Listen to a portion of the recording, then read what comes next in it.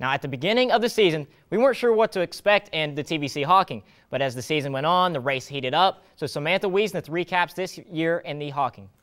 At the start of this season, the winner of the TVC Hocking crown was up for debate. Teams like Waterford and Trimble dominated last year, but lost a lot of big names. Miller was a preseason favorite since they returned most of their starters. The first game of the season was a big one, Miller versus Waterford.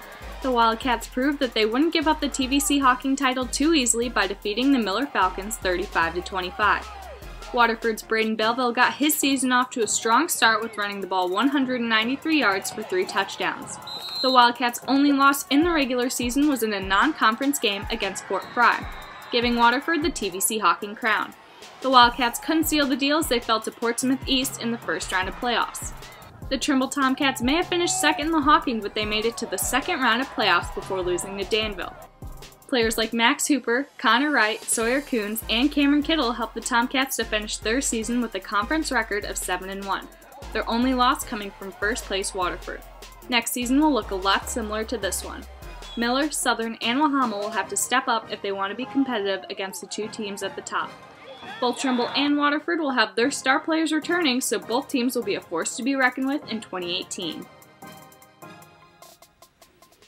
Thanks, Samantha. And here we are now with TVC Hocking senior reporter Duncan Goldberg. Man, I hate to roast you here, buddy, but you definitely got this one wrong. Yeah, you know, Joey P., in all honesty, I surely did. And going into this season, there were a lot of question marks about who is going to win this conference.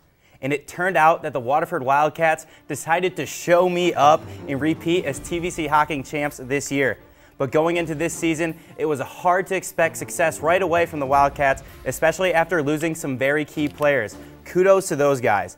Then right behind them in second place was the young Tomcats. And a week before the season, I don't know who expected this team to make it to the second round of playoffs, but why would you ever doubt Coach Fairs?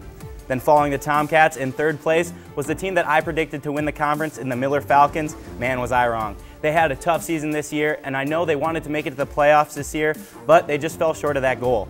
And the two teams behind Miller were Southern and Belpre. Now Southern was the closest team to actually upsetting the Wildcats this year, and for Belpre, they beat the teams that they were supposed to, but didn't take down anyone that was better than them. They have a good quarterback in Brandon Simonetti. They have a nice future ahead of them with him as quarterback. For sure, and the rest of the teams in the Hocking, they have some work to do.